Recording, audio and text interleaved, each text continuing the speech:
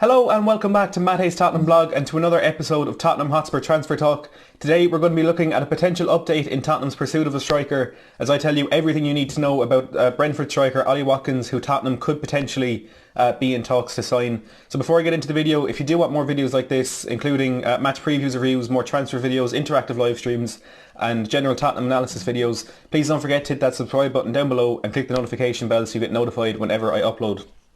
So to dive straight into things, as we were talking about last night, Tottenham, according to some rumours on Twitter, some rumblings in the press, Tottenham could potentially be on the verge of signing a striker completely under the radar, which I know doesn't happen very often in today's world, in today's transfer market.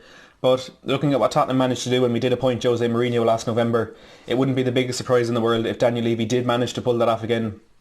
Of course, if he were to sign a striker, it wouldn't be as high profile as the appointment of Mourinho, which again would make that a bit easier for them to do that. We didn't have a name for this striker last night. These various Twitter accounts and journalists that were reporting this were saying they didn't quite know the name, but it does look like Tottenham are very close to signing a striker. Now, there was a bit of an update in this as a certain name has begun floating around the press, and that is, of course, Ollie Watkins, the Brentford striker. And today I'm going to talk about the fact that he could potentially be the striker we are going to sign. Now, Brentford have made it known, I think, from very early on in this transfer window that they want about £25 million for Ollie Watkins.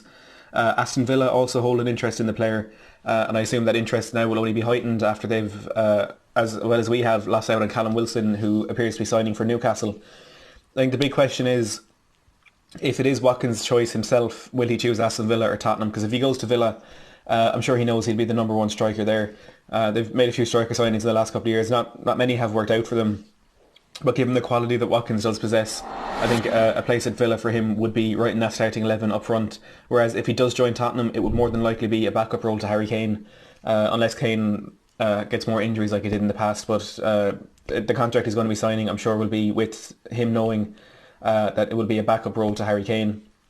That is, of course, if we do sign him. Now, Ollie Watkins is, as I said, a striker for Brentford in the Championship. He's 24 years old. Came very, very close to earning promotion to the Premier League last season when they lost to Fulham in the Championship playoff final. As for Watkins himself, he came through the Exeter City Academy, signed for Brentford in 2017, and since then he's made 132 league appearances for them, scoring 45 times.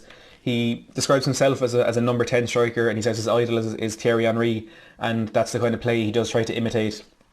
It's a type striker he does try to be running at defenders and just causing havoc among centre-backs. He can also play an attacking midfielder on the wing. He's played, I think, once on the left, once on the right last season for Brentford, but predominantly does play in that lone striker role. As for his strong traits, as you'll hear from the stats in a second, his finishing and his headed finishing is absolutely sensational. He had more goals than expected goals in the Championship last season. His offside awareness does seem to be poor, which look is something he's not. I wouldn't call him the most experienced striker in the world, but with 130 appearances in the league for Brentford alone, you would like to think something like that would be. He'd be a bit more aware of things like that, but of course that's something that can be worked on. His style of play, he likes to hold up the ball, bring into play the players behind him, which if he was going to be playing at Tottenham with that trio behind the striker, could work out very well with. Bringing them into play, that link-up play. When he is playing on the wing, he likes to cut inside and try his luck from range. And also, he's a real counter-attack threat, and that's something you don't see often in a player, that he is so good in the air, but he also has that pace that he's really quick. He's good with the ball at his feet. So that's a real double threat there in him if we do manage to get him in. Now, as for his numbers, he played 49 games in the Championship last season, including, of course, the 3 playoff games. He scored 26 goals compared to 25.14 expected goals, and he registered 3 assists as well. So very, very clinical player.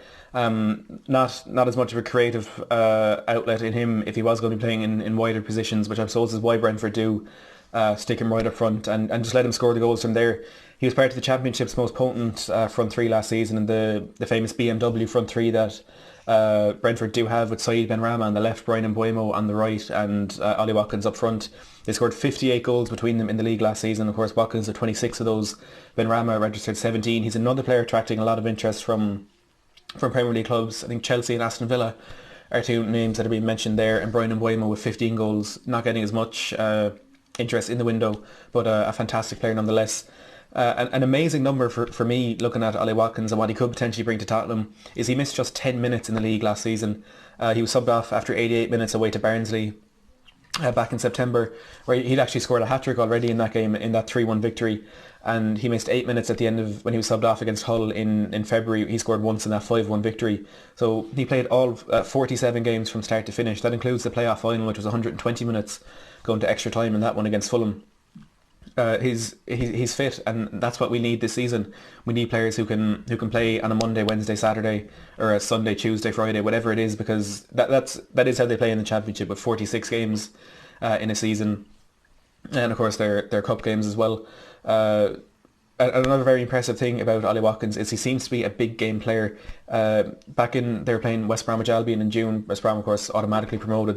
Brentford at this stage were chasing down West Brom. They went on a run there, winning 10 or 11 games in a row. Ollie Watkins, of course, a big part of that, and he scored the only goal in that win over West Brom, which, if they hadn't faded away in their last two league games of the season, would have played a massive part in them getting into that top two, which of course they unfortunately missed out on in the end.